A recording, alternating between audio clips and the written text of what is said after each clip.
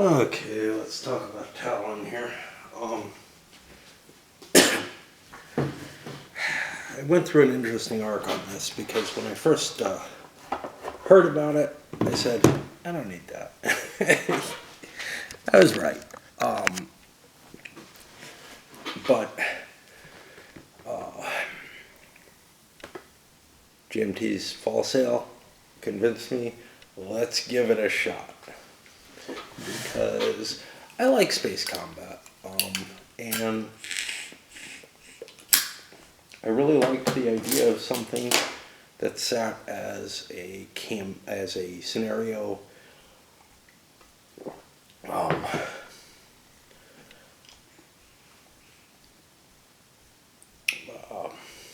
a way to play out detailed scenarios coming out of a campaign game, in this case Space Empires 4X.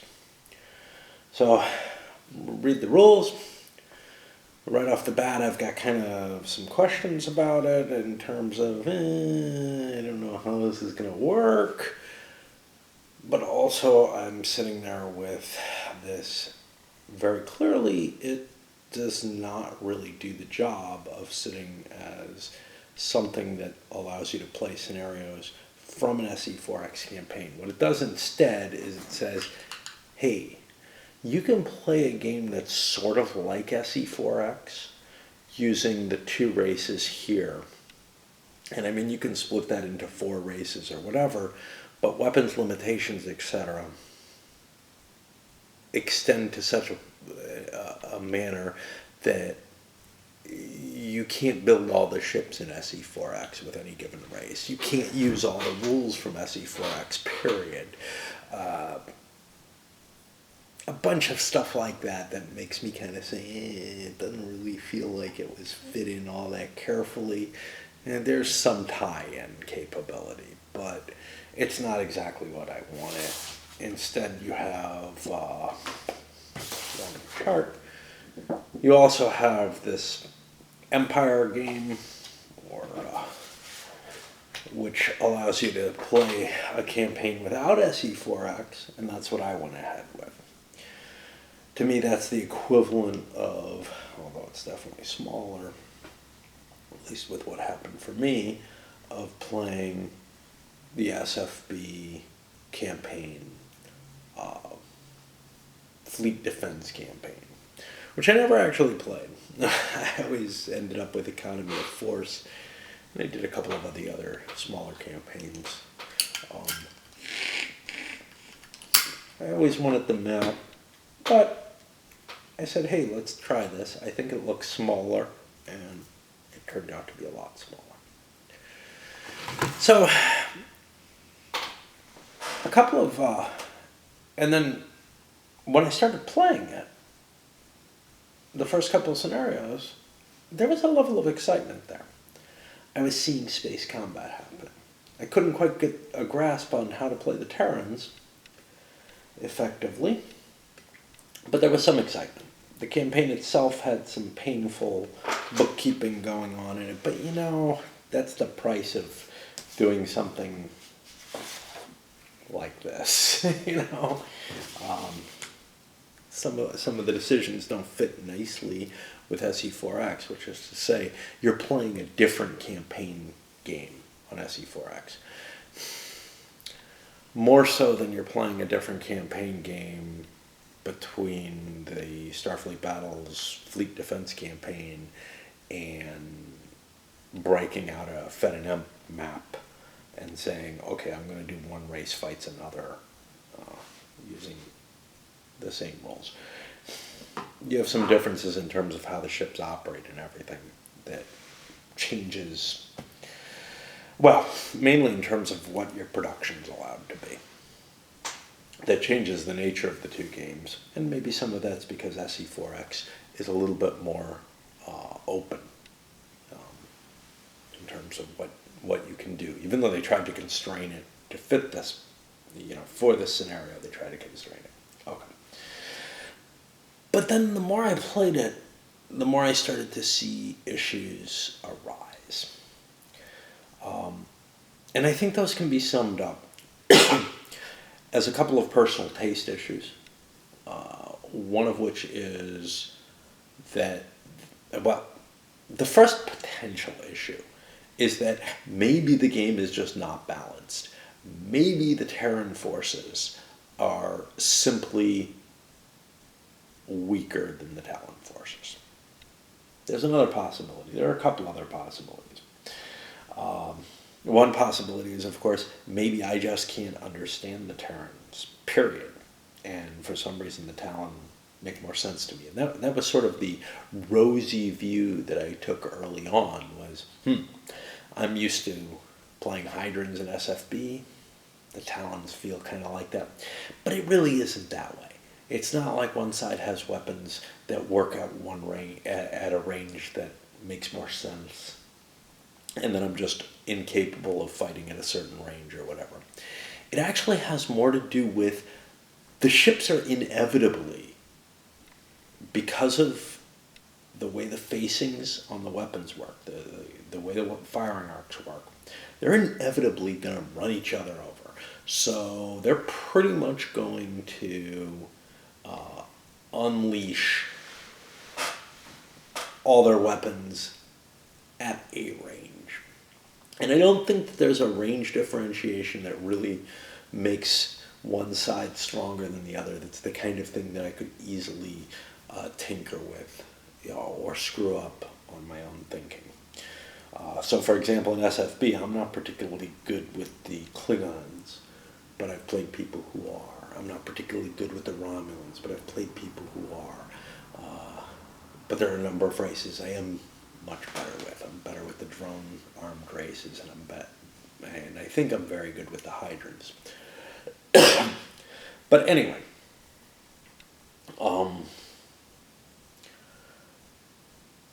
the results that I was getting throughout felt far more devastating than the kinds of differentiation I see between me playing a race that I'm not particularly good in SFB and a race that I'm at the best in SFB. I can shave maybe a 10% advantage in that game.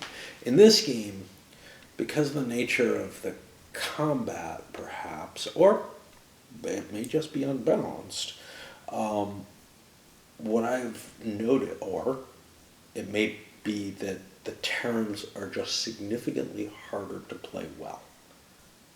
That's the third option, and that's the most likely, I think, because the thing did get play tested, one assumes. People do like it, so I can't imagine that it's terribly unbalanced the way that my experience is showing with people who have played a significant amount of it. So, anyway, that's one potential of it. But the other issues that really got to me have to do more with what I call the dogfighty nature of this. The hex range of the weapons is 4 hexes or less. Now that's basically that's short range in SFB, damn near point blank. If you get to 4 hexes, you get an overrun, basically, in SFB. Dance type maneuvers and stuff like that can happen out at like 6 or 7 hexes, maybe, usually even further out. And what that means is, instead of sort of that slow progression of forces approaching, trying to make decisions, hey, do I fire my weapons and use up the energy for them, on long-range fire, and in fleet combat, yes, you do, because you can pick something off, and that's a big deal. Or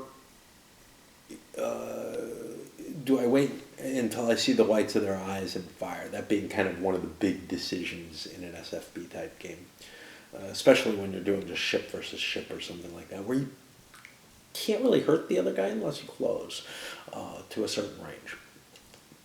Instead of that, this just follows a certain pattern of one or the other fleet gets the drop and gets to fire pretty much all of its weapons, and do enough damage that retaliatory strike, because of the way the impulses work, it's not simultaneous movement, it's not simultaneous fire, the other side gets to return, but in a much, much weaker return volley. Well, that's one part of it. Another part, though, is because of the close range, it's got this kind of dogfight nature, and because of the firing arcs being fairly limited, you can't get all your weaponry firing at an enemy in, like, you know, the forward 3 hexes or whatever that we're used to in SFB, but also in, like, you know, Civil War Brigade series or whatever. Instead, you have a fairly limited set of hexes. There's no stacking, basically.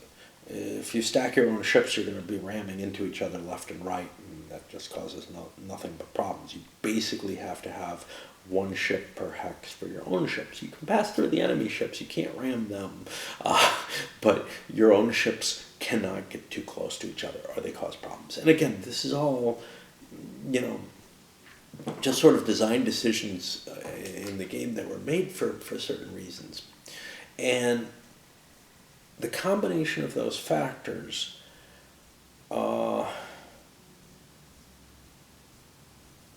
largely means you have to really kind of play the geometry of the hexes to get the close-in shots that you want in a way that I'm not used to having to worry about. I'm used to, hey, look, he's going off to my side here, my flank. I've got to do something about that, so I have to try to wheel my fleet or whatever, and that can be difficult. You also have fixed starting speeds, which more or less means that you end up in a certain position in every damn scenario. You end up at a certain distance, and you end up with a certain set of options. Now, those options could be controlled by the bidding for initiative type technique. But again, that's done sequentially. The initiative player has to drop his bid and completely reveal it before the non-initiative player has to put his in place. In addition, there's this strange little gaminess to it where one side, whichever side goes second, well, and let me go. In general, whichever side is the non-initiative player has the opportunity to seize initiative, all other things kind of being equal. Unless, of course, the initiative player spends all of his points, you know, all of his extra energy on maintaining initiative, which can be a pretty high cost, because then the non-initiative player can say, well, fine, I'm not going to spend any points on that, and I'm going to bulk up my shields and, you know, improve my maneuvers and stuff like that, eventually recharge weapons, and get myself in a position where I have more flexibility or where I have a stronger shot. But here's the biggie. There's a number of things that kind of seem to tie in and just make it easier for the Talon to get that first shot. One is that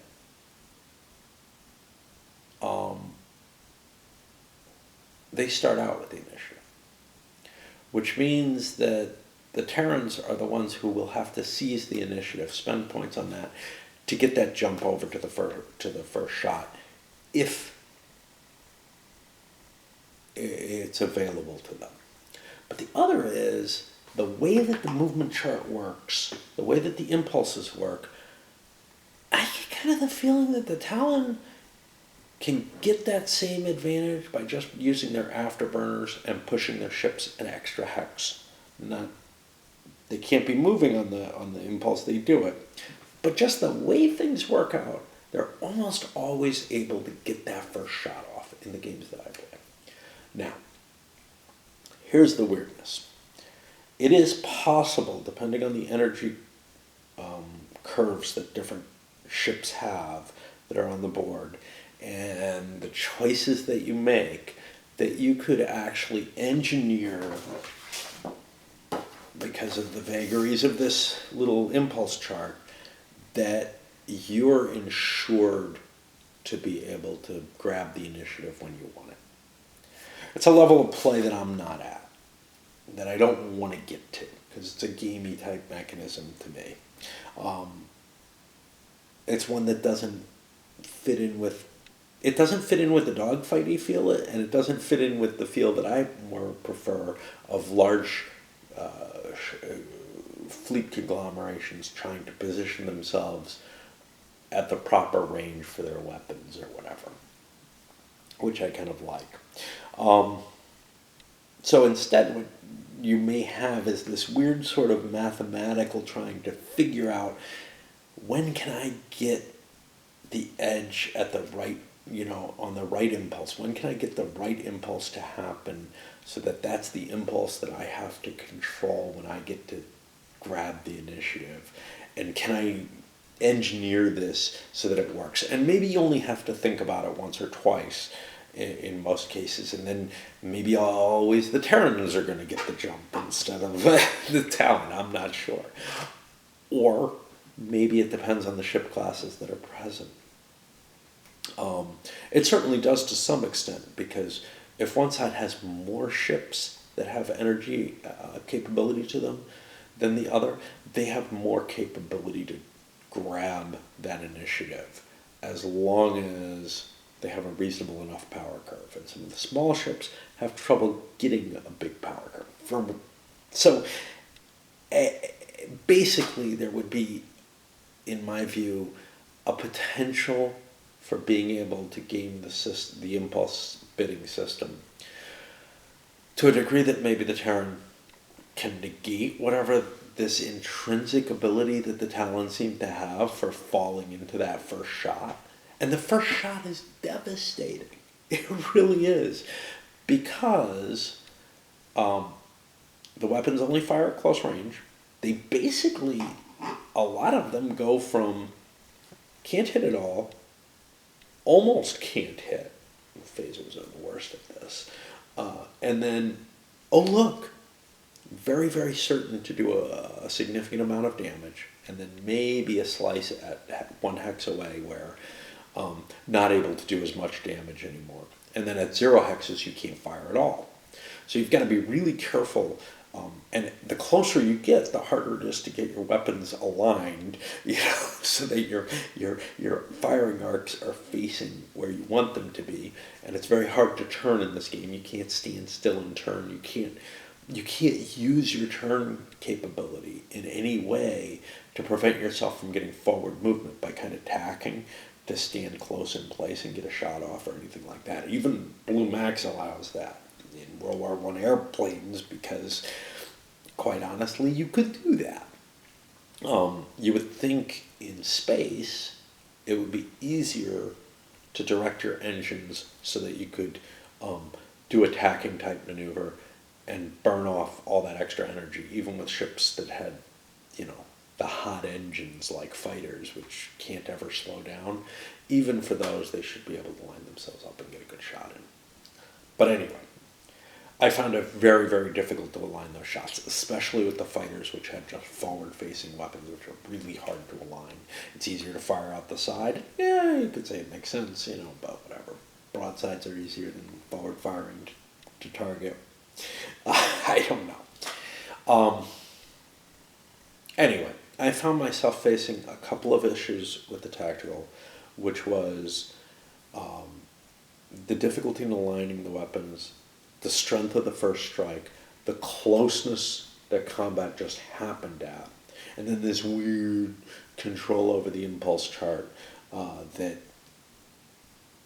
felt like it would be a gamey type thing if it works. If it doesn't work, it doesn't work. And I guess those are the biggest things with sort of the game system design, etc. But then the components step in and make this worse.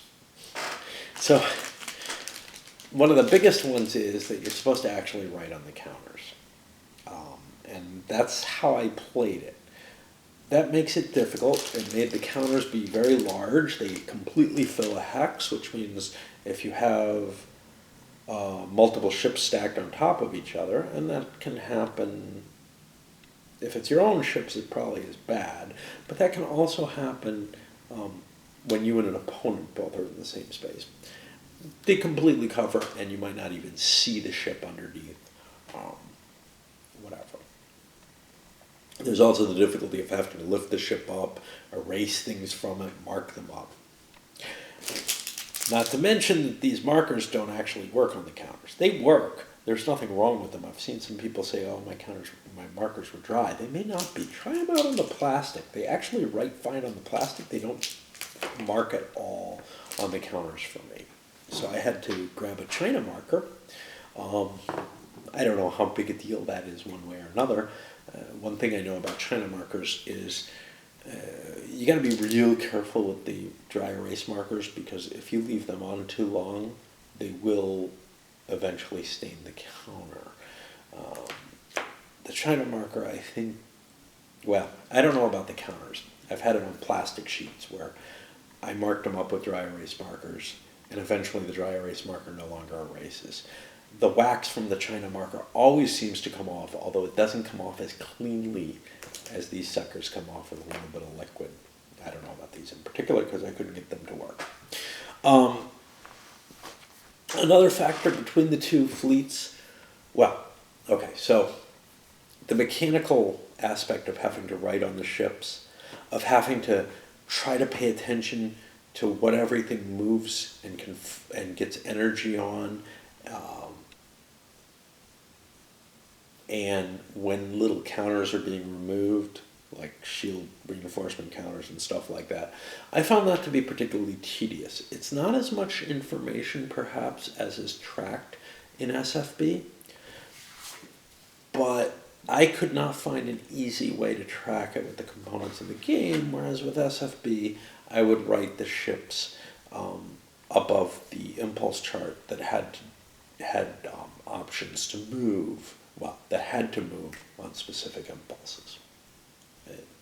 I would write them above their speed column, and I'd move it down, and that worked very cleanly and flowed well. This requires a little bit more mental awareness and memory of which ships get to move and which don't, and I found myself regularly making errors based on that in a way that I didn't find myself doing in SFB. Now, some of that could be familiarity.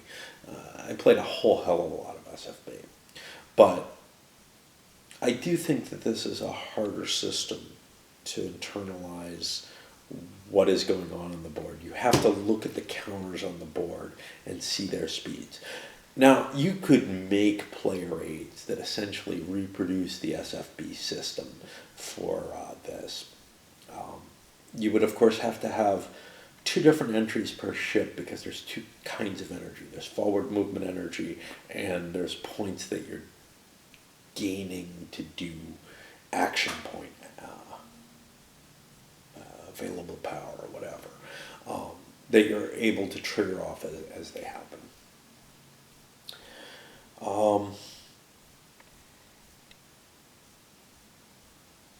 So what I found with all that was this game worked pretty well with like 4 ships aside, but once you started getting above that, it stopped working anywhere near as smoothly for me as SFB did. It still plays faster, but the difficulty in trying to remember all the points across all the ships that are written on the board and all the different things that have to be done in a stage, in terms of each individual ship, what it can do when.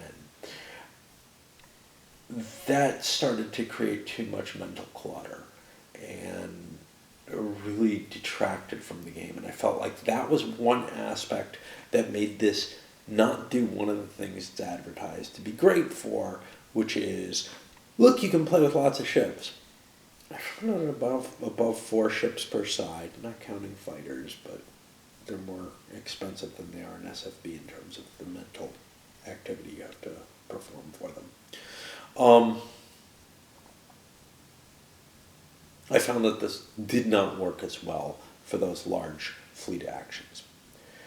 The dogfighty nature of that close-in combat also makes this a lot harder. And then things like the impulse bidding and all kind of stuff like that just adds to that pile. And what I just found was, instead of filling out the energy allocation sheets,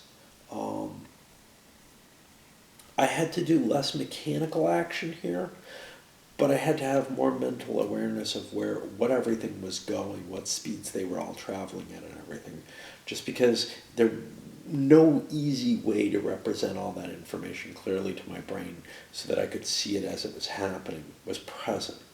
So more mistakes, more failures at figuring out the appropriate tactics and stuff like that. More rules mistakes in the sense that, you know, I don't even know if they're rules mistakes, but mistakes because I didn't see something and do something I had to do, but also more mistakes in terms of I didn't see something, so I didn't realize what I should be doing, you know, tactically. So that all kind of fit together and made this much, much less pleasant the more ships came into it. Unpleasant, a kind of a sharp curve up in a way that SFB is. And SFB has sort of this, yeah, you've got a lot of burden to you, but in some ways that burden actually kind of levels off because the more ships you have, the more duplicates you have, and you probably all want them to go the same.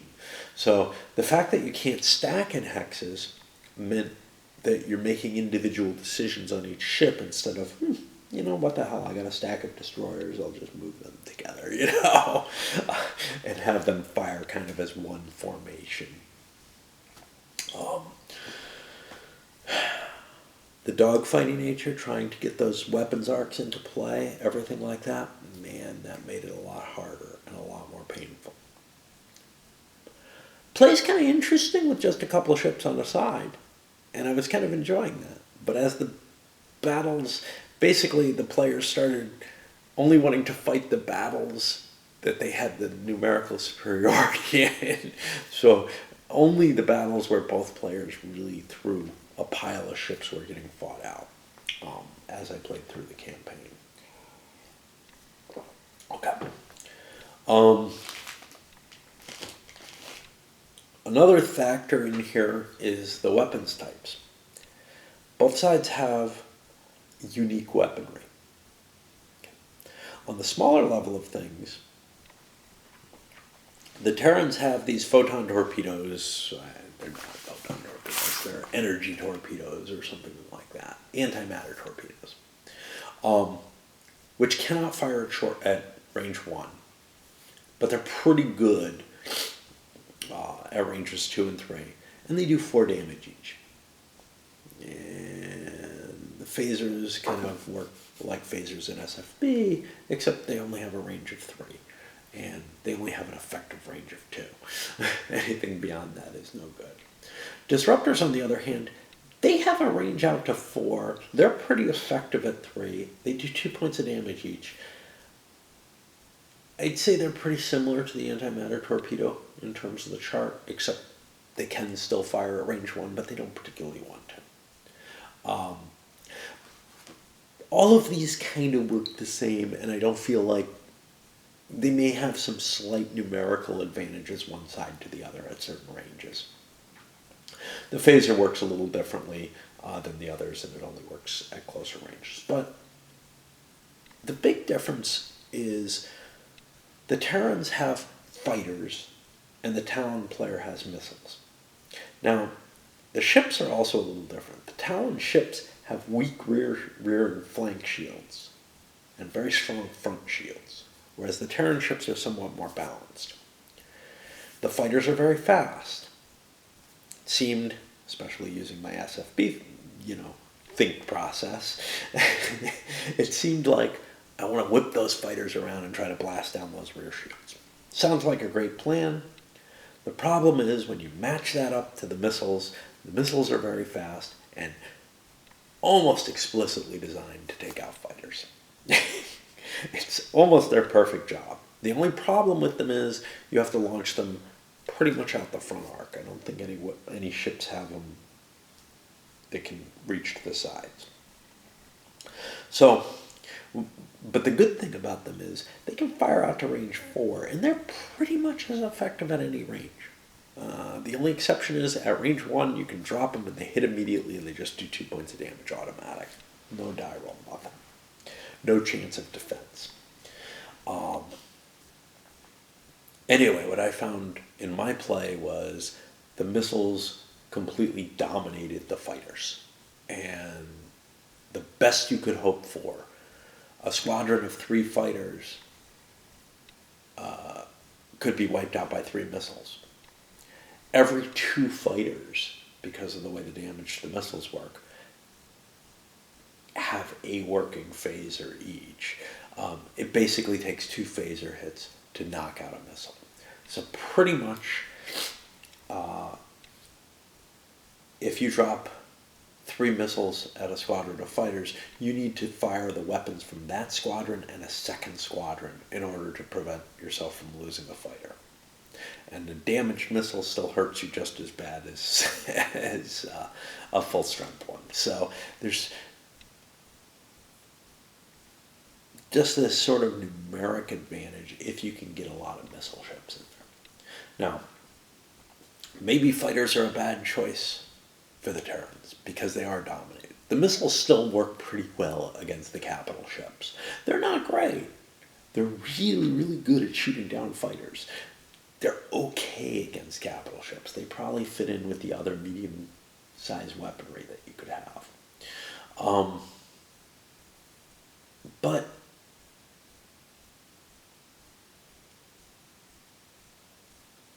if you look at the fleet dispositions of like the different types of ships available to the 2 different races, the Talon have more heavy ships. The Terrans have less so that they can have their carriers and their fighters. They have less ship classes, and the Talon have more of the capital ship classes. In particular, the Talon basically have an extra dreadnought. And what's important about that is within the campaign, you're only allowed to really deploy as many ships on the board as the counter mix of the game. And the Talon have more heavy ship counter mix. So within the campaign, if it goes on long enough, they can actually get bigger fleets out there if the Terrans aren't using their fighters. Now, if the Terrans are using their fighters, they can actually put out probably equivalent fleets point-wise. But the problem is the fighters are dominated by the missiles. So you can just kind of write the fighters off. The other problem, of course, is that getting the drop, the first shot. Whoever gets the first shot gets the advantage, right? And the fighters seem exceptionally susceptible to getting shot out of the air, shot out of space as well. And because the 2 fleets are approaching head on, those big Talon front shields, they're available at the beginning when that first fire happens. By the time the Terrans have a chance to maybe maneuver around and get to those flank and rear shields, unless the Talon ignore the fighters and don't kill them, by that point, there probably aren't very many Terrans left. It's just been my experience. Finally, there's heavy weapons. The biggest capital ships, the battleships, dreadnoughts, and the bases, have a special weapon on them. For the Terran, the special weapon does a lot of damage. It does 10 points of damage at any range between 2 and 4. It has to hit, and it's best at hitting at range 2. But, it's a potent thing. It can crack, the firing of one of these can crack a moderate-sized ship. It can do a lot of damage on a big ship in terms of knocking down the shield so that other weapons can get in. But, and it has one other effect on tightly packed formations, is that it knocks the ship that it's targeting back a space, which means you have a potential of a collision, which is like some additional damage on the rear shield, perhaps, of the ship you're firing at, and the front shield of a ship you're not firing at that's probably not going to get shot at because it's in the second line and it's too far away, right? The Talon special weapon is more impressive in fleet combat. It's the fusion cannon. It fires out basically the entire front arc and hits any ships within range 3 in that front arc. Now, it's only really effective at range 2 and less. But what it means is that you can hit multiple Terran ships with the fusion cannon, and you really can't hit multiple Talon ships with a wave motion gun in quite the same way. Yes, you get some additional damage because of the collisions, but for the most part, it's not as good. So that is another factor which kind of says, hey, look, that's leaning towards the Talons. I mean, the magical one that I don't understand, they seem to always get the drop in combat. That may be entirely my fault. But the others, the fact that fighters are dominated by missiles, and the fact that the Talon have more heavy ships, so that fighter missile trade-off means that if the Terrans aren't using fighters because they're afraid of Talon missiles, they aren't going to have enough ships, enough ship classes to really fight as effectively in the scenarios in the campaign, at least. Other scenarios, maybe they're better balanced, whatever. I did not play through a lot of pre-played or preset scenarios. So I feel like the campaign creates a worse balanced situation. Now, I made additional errors in the campaign, and they probably favored the Talon as well, because it just ended up a massive blowout. The campaign tends to snowball, though. The way it's set, if one person starts winning on a couple of these channels and doesn't start losing on the others, they start getting more and more ships. Plus, if they're winning, they're destroying more enemy ships. So you just end up with a situation where very quickly it starts to become clear one side is just losing this war. And maybe they can win with bases, because bases are this huge defensive structure that has a lot of firepower. But the problem with bases is that they're static, and because ships start the scenarios on the board moving at a certain speed, they will get outside of the tiny little range that the bases can protect them in. And I don't know about protect, but that their firepower can exert any kind of effect on the game, basically. So that's a problem.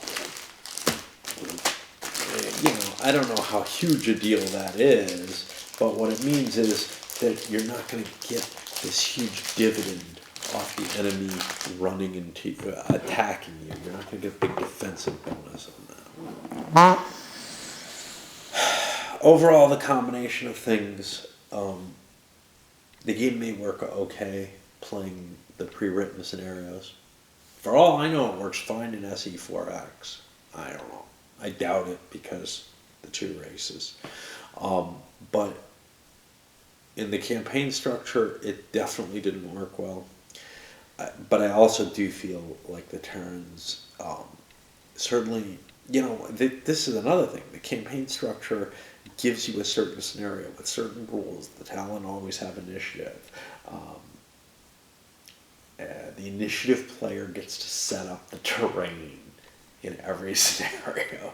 So therefore, the Talon always get to set up the terrain, with a couple exceptions, like home planets and stuff like that.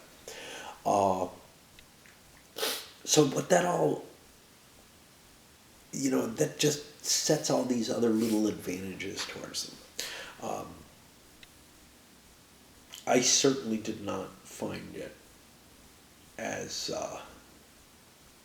enjoyable once the campaign started getting bigger fleets into play. That, again, it no longer played the way I wanted a large fleet scenario to play. Way too dogfighting, way too much based on individual ship maneuvers.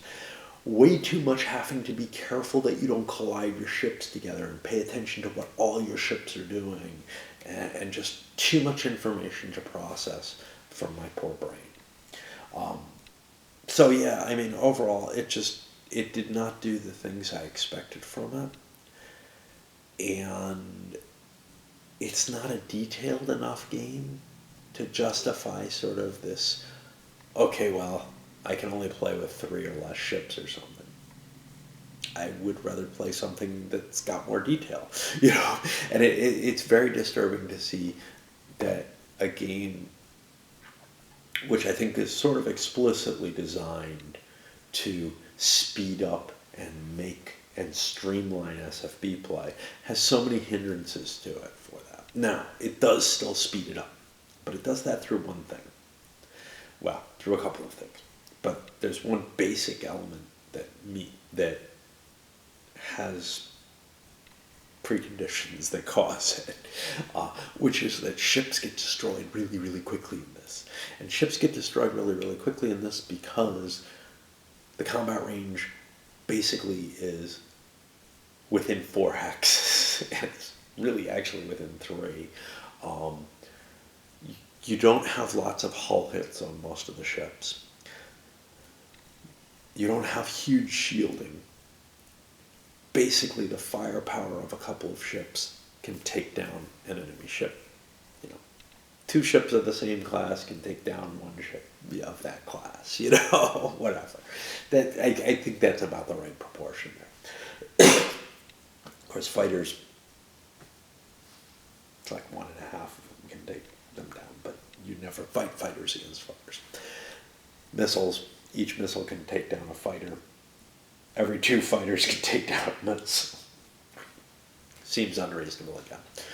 But that's just my take on it. You can make arguments for why that would be the case or whatever.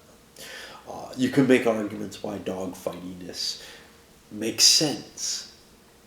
I'm not saying, oh my God, it just doesn't even make sense that it would be this. That's actually wow, I hate it because of the burden that it puts on me. But I do have to say, some of the stuff of this dogfightiness, for example, I can't come in like this to slow my movement and make sure I get a shot off. Choices to not make firing simultaneous, to not make movement simultaneous, those options cause this whole initiative roll, which again seems like this weird gamey thing. It is either, this fantastic mind game between 2 people trying to calculate and out-calculate each other as to how they can manipulate the initiative chart, which doesn't feel like space combat to me.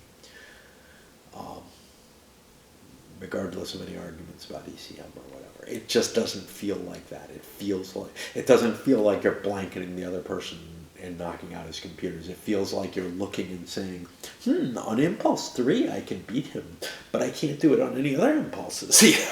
Just like, what the fuck?